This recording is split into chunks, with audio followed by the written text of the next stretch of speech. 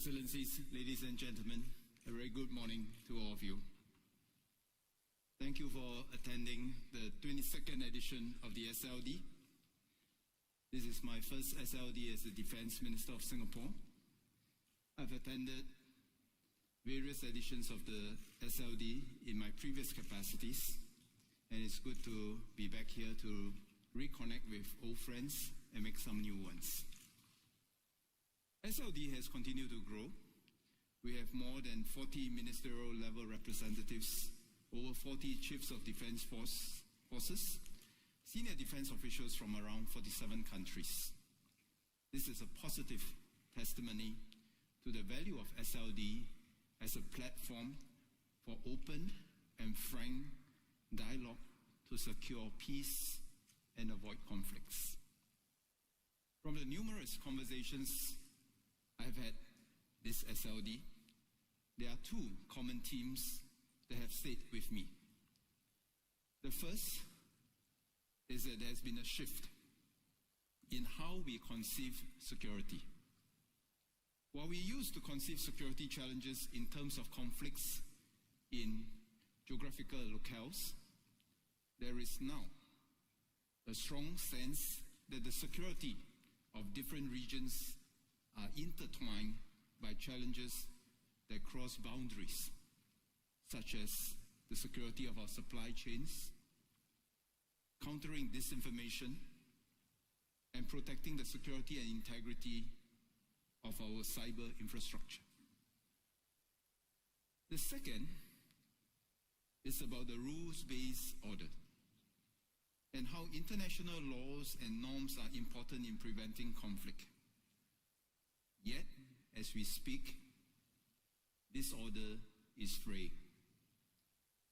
And because of that, we live in dangerous times. Listening to the views of our esteemed speakers over the last few days, I would like to share three observations. First, going alone is not the answer to insecurity. Throughout history, heightened insecurity has often driven empires and nations of the past to try to mitigate risks by reducing their dependence on others. Prioritizing one's security is not wrong. Everyone does that.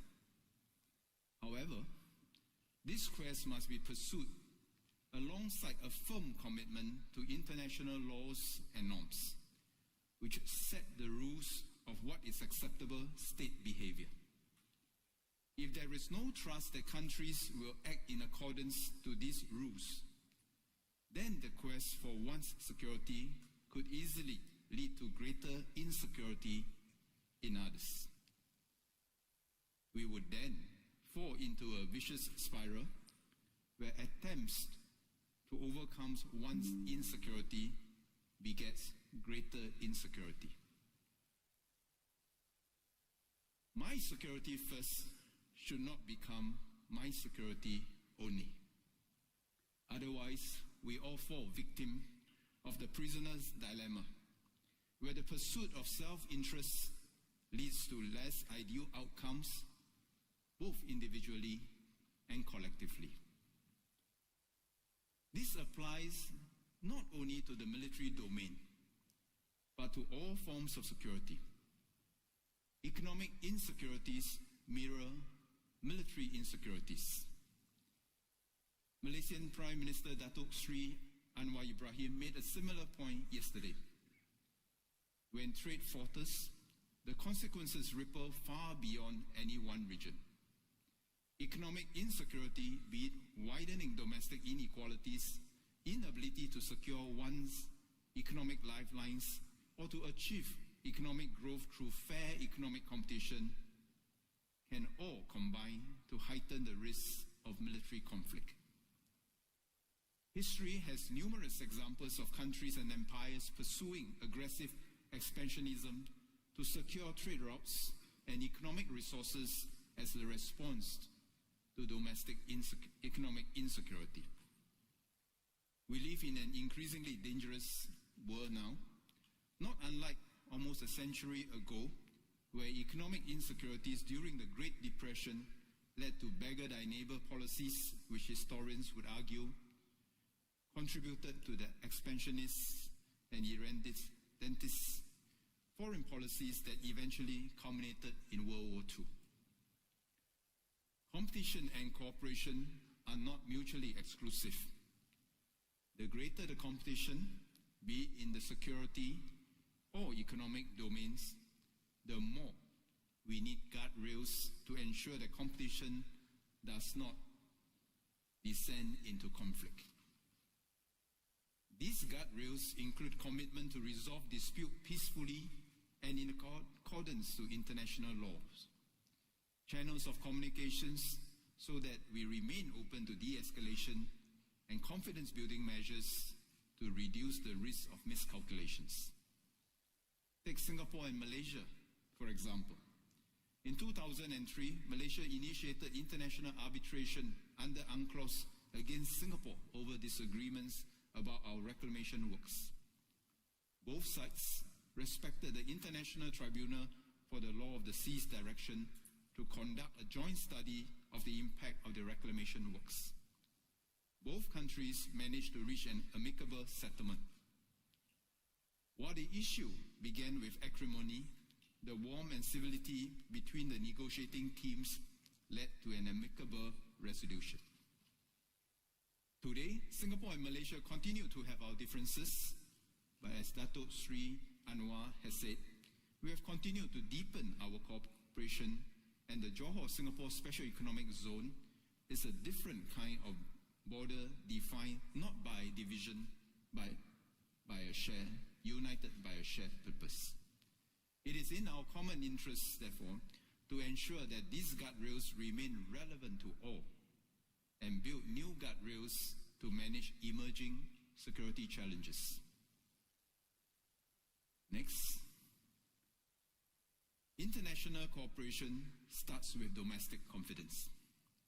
U.S. Secretary of Defense Pete Hegseth said that credible deterrence starts at home. For Singapore, we recognize that capability development is a long-term endeavor that transcends political cycles, and we must have the confidence and the determination to stay the course in our investment in our defense capabilities. But international cooperation and effective diplomacy must also start with domestic confidence. And this is the point. International cooperation starts with domestic confidence. Externalizing one's domestic issues cannot be the solution to one's domestic challenges.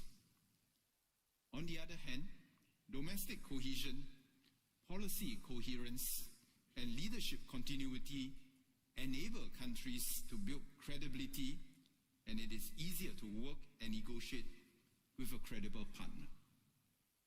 A secure government with the strong support of its people will have the leadership confidence to sustain strategic partnerships to address common security challenges, reach mutually beneficial agreements to resolve disagreements peacefully, and play an active and constructive role in shaping and upholding the rules of our global order. And one can say the converse is also true. Hence, domestic security and external security must be mutually reinforcing. One cannot happen without the other. Political and military leaders must arrest the instinct or temptation to go it alone when they feel insecure. Only then can we avoid conflict and keep the peace. My third and final point is that all states have agency and responsibilities. I'm glad that French President Emmanuel Macron spoke about strategic autonomy and sovereignty. In a fragmenting global security and economic order, it is tempting for small states, including many of us in Southeast Asia, to ask whether agency is possible, and if we must choose a side. The strategic context for us in the region is as such. It is said that China's presence is a geostrategic reality. The US engagement of Southeast Asia is a geostrategic policy. And if so, Southeast Asia engagement of the US, China, and others must be our geostrategic necessity. For Singapore, we believe that taking sides regardless of issues and context breeds irrelevance. And if one is irrelevant, it will almost certainly require to take sides. If we have to choose sides, may we choose the side of principles. Principles that uphold a global order where we do not descend into the law of the jungle, where the mighty do what they wish and the weak suffer what they must. Singapore will choose the side of principles that promote a more integrated global economic and security order underpinned by international law and sovereignty and sovereign equality, where states big and small have a fair chance to compete and can improve the lives of our people through trade and not war. We believe that all states big and small have agency and also responsibilities to uphold the global economic and security order for our common benefit. This is why Singapore is committed to work with like-minded partners and weave a web of bilateral, plurilateral, multilateral networks for the common good. Any functioning global rules-based economic and security order must be able to address the emerging challenges of the day and the challenges of tomorrow. Openness and inclusivity are important because all stakeholders must feel that they have a voice in shaping the rules. I'm glad that the EU High Representative, Kaja Kallas, as well as New Zealand's Defence Minister Judith Collins and France Minister of the Armed Forces, Sébastien Lecornu, raised a very salient emerging challenge. That is the security of our critical underwater infrastructure. This is one area where we cannot go alone. As our critical underwater infrastructure cuts across national boundaries, we must work together to secure our access to data and energy. This applies to our underwater critical infrastructure as much as it applies to our conventional critical infrastructures, because in a network, you can't defend by only looking at a point. In a network, we must defend the network as a team. Together with our ASEAN partners, Singapore will play our part by raising awareness and developing a set of principles to facilitate defense cooperation on critical underwater infrastructure security in our region. And to all the powers of the world, the greater one's power, the greater is one's responsibility. All great powers can choose to demonstrate the power of its example, or it can choose to demonstrate the example of its power. So we all have a choice to make. We can all demonstrate the power of our example, or to demonstrate the example of our power. So ladies and gentlemen, our security and prosperity depend on our ability to work together. A more prosperous world is a less dangerous world. To get to a more prosperous world, we all need to work together, not just on the military security front, but also on the economic security front. And Singapore will continue to actively contribute towards upholding the rules-based order, and the SLD is one way we play our part. Your contributions here are important in making our world a safer place for everyone. And before I end, let me take this opportunity to thank all the people who have worked tirelessly behind the scenes, the ISS, the staff of Shangri-La Hotel, the security forces, and also our media friends who have amplified our voices for peace. Because of your hard work, we are able to pursue our quest for peace. I wish wish everyone a safe journey home, and we look forward to seeing you again next year. Thank you very much.